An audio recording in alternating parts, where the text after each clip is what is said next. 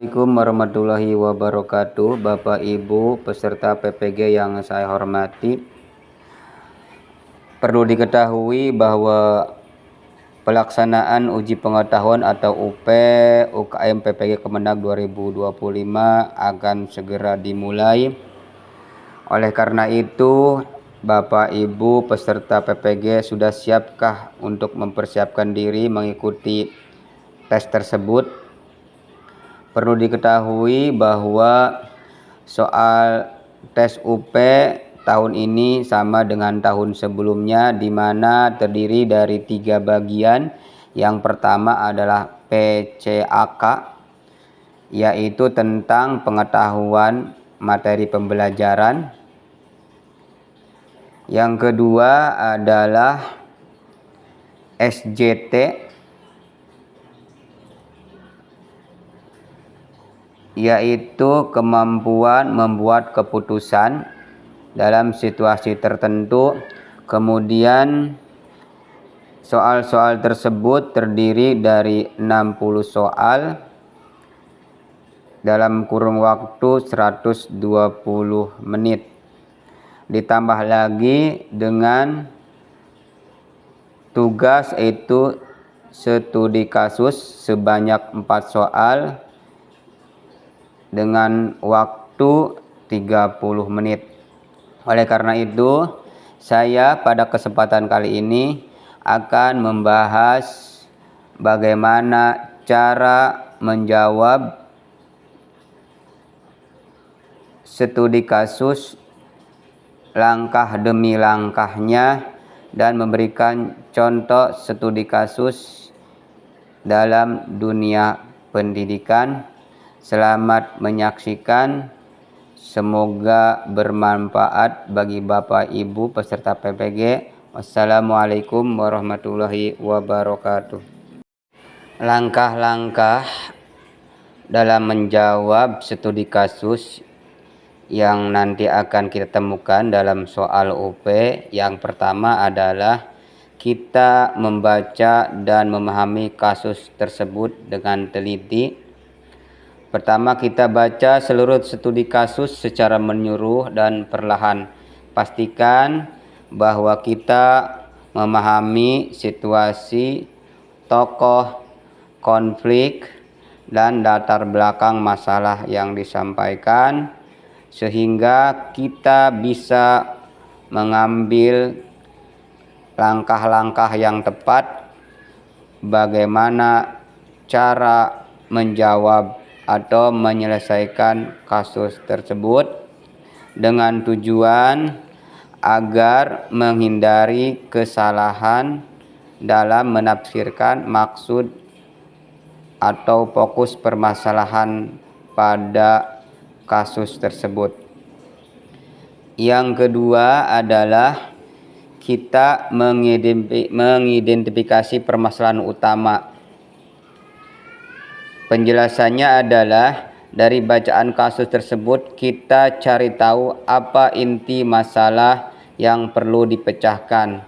Terkadang ada lebih satu masalah, tapi biasanya ada masalah utama yang harus diprioritaskan.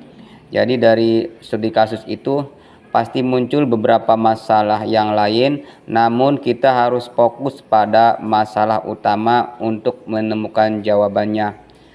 Tip dari saya adalah gunakan pertanyaan apa sebenarnya yang menjadi masalah pada kasus tersebut. Kita cari apa kata kuncinya, sebab permasalahan pada kasus tersebut, sehingga kita bisa menemukan cara menjawabnya. Contoh, jika kasus tentang pelanggaran etika di tempat kerja, masalahnya mungkin tentang konflik antara aturan dan kepentingan pribadi. Itu contohnya seperti itu. Kita pahami dulu apa sebenarnya yang terjadi, kemudian kita akan menemukan solusinya bagaimana. Langkah selanjutnya nomor 3 adalah kita menganalisis penyebab masalahnya. Penjelasannya adalah jelaskan mengapa masalah itu terjadi. Cari faktor-faktor penyebabnya, baik langsung maupun tidak langsung. Bisa berupa perilaku individu, kebijakan, kondisi lingkungan, atau budaya organisasi. Jadi, apabila kita menemukan masalah pada soal yang berhubungan dengan pendidikan, contohnya kita cari dulu apa penyebabnya, baik secara langsung ataupun tidak langsung yang melibatkan individu maupun kelompok dan lingkungan. Kita analisis dulu. Tips saya adalah kita gunakan pendekatan 5W1H, yaitu apa, mengapa, atau kenapa, di mana, siapa, dan bagaimana, untuk menggali lebih dalam tentang permasalahan atau kasus yang terjadi. Langkah selanjutnya adalah menentukan alternatif. Setelah kita menganalisis permasalahan yang sudah kita pelajari, kita menentukan alternatif solusinya. Penjelasannya adalah berikan beberapa opsi atau solusi yang mungkin dilakukan untuk menyelesaikan masalah. Setiap solusi harus relevan dan bisa dijalankan. Kita cari solusinya sebaik mungkin, solusi dari permasalahan tersebut. Catatan, tidak harus langsung memilih satu, tapi penting untuk menunjukkan bahwa kamu bisa berpikir kritis dan kreatif. Jadi maksudnya adalah kita bisa menentukan atau memilih beberapa alternatif solusi yang tepat untuk menjawab permasalahan atau kasus yang sudah terjadi. Langkah selanjutnya nomor 5 adalah memilih solusi terbaik. Setelah itu, setelah ketemu dengan beberapa solusi, kita cari solusi yang paling terbaik, yaitu solusi yang tepat dan realistis dengan keadaan. Kira-kira mana yang paling cocok, kemudian yang paling efisien, yang paling sesuai dengan nilai, dan yang berdampak.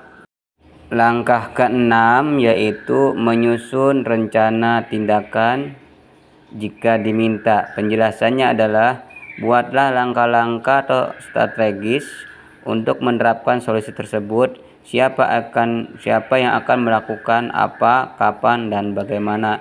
Ini penting dalam kasus manajerial atau kebijakan. Kita harus menyusun dulu tindakan yang paling tepat ya untuk solusi permasalahan tersebut. Kemudian yang ke-7, setelah selesai menyusun rencana tindakan, kita memberikan penutup atau refleksi. Penjelasannya adalah simpulkan jawaban dengan menegaskan kembali solusi yang dipilih dan harapan dari penerapan solusi tersebut. Bisa juga refleksi tentang pelajaran moral atau nilai yang bisa diambil dari kasus tersebut. Itulah tahapan-tahapan dalam menjawab studi kasus atau permasalahan yang muncul.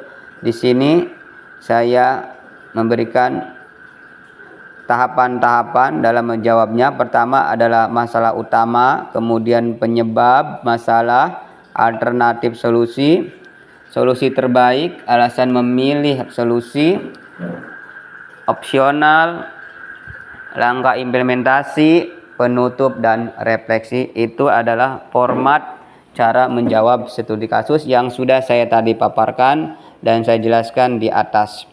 Kita lanjut ke contoh studi kasus. Di bawah ini saya akan memberikan 3 contoh studi kasus.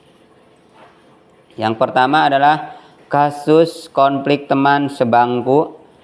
Di sini kita baca bahwa di sebuah kelas 8, Dani dan Raka adalah teman sebangkuku. Sejak awal semester mereka sering bertengkar karena Dani merasa Raka terlalu pasif saat kerja kelompok. Sementara Raka merasa Dani terlalu dominan dan tidak mau mendengar pendapat lain. Suatu hari Dani melaporkan ke guru bahwa ia tidak ingin duduk sebangku dengan Raka lagi. Guru kelas ingin menyelesaikan masalah ini tanpa harus memindahkan tempat duduk mereka, karena keduanya termasuk siswa berprestasi yang seharusnya bisa bekerja sama. Ini ada contoh kasus di mana ada beberapa siswa yang sering berantem dalam masalah bangku. Seorang guru harus mempunyai solusi dari permasalahan ini.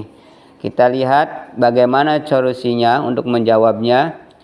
Cara paling tepat adalah yang pertama, kita memahami dulu kasusnya.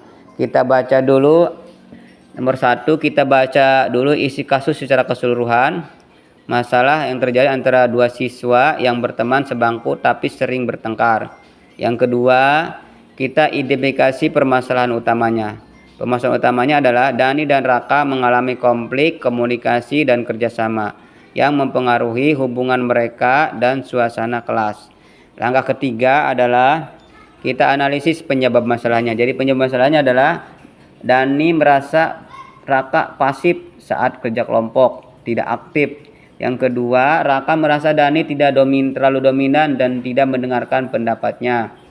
Kemudian tidak ada komunikasi terbuka di antara mereka. Jadi penyebab utamanya dari masalah di atas, masalah tersebut ya, adalah kurangnya keterbukaan dan komunikasi efektif. Jadi permasalahannya mereka itu sering berantem karena sebenarnya hal sepele, itu kurangnya terbuka antara kedua belah pihak dan kurangnya komunikasi, sehingga timbullah berantem. Nah, untuk menentukan solusinya, alternatif solusi adalah ada beberapa solusi yang mungkin bisa kita lakukan. Yang pertama adalah guru